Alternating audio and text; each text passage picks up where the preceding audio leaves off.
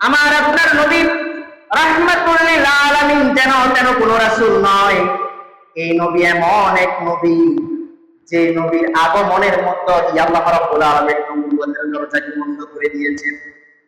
এই নবী এমন একজন নবী যে নবী এই পৃথিবীর মধ্যে আসার মাধ্যম দিয়ে আসমান থেকে আসা যে আসমানি বাণী রয়েছে, কুরআনুল কারীম রয়েছে, ওই কুরআনুল কারীমকে নাযিল করে আল্লাহ রাব্বুল আলামিন বন্ধ করে দিয়েছেন।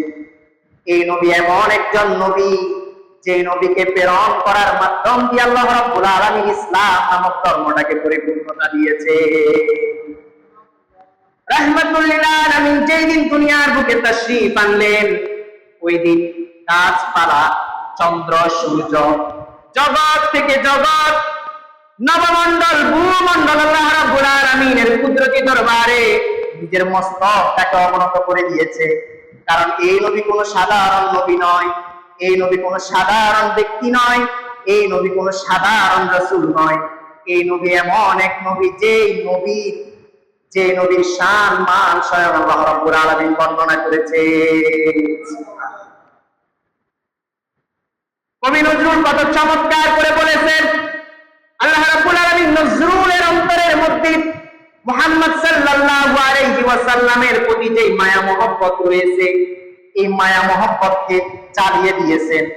এই মায়া মহব্বতকে নজরুলের অন্তরের মধ্যে আল্লাহ রাব্বুল আলামিন ফখর করে দিয়েছেন।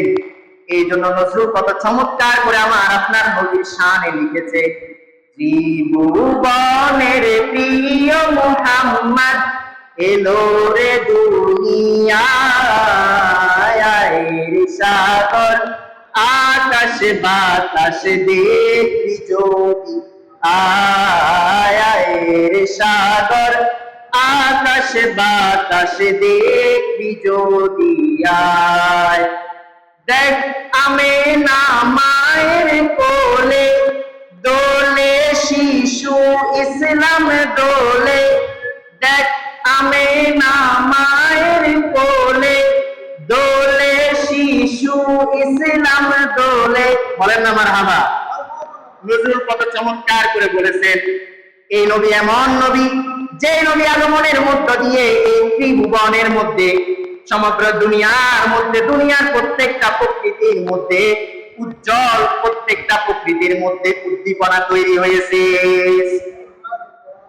এই নবী এমন একজন নবী, আমেনা মায়ের কোলে তোরা দেখে যা, এই নবী এমন এক শিশু নবী যে নবী আগমনের মধ্য দিয়ে দুনিয়ার বুকে যে অন্ধকার আচ্ছন্ন রয়েছে, দুনিয়ার বুকে যে তাগুত শক্তি রয়েছে, দুনিয়ার বুকে যে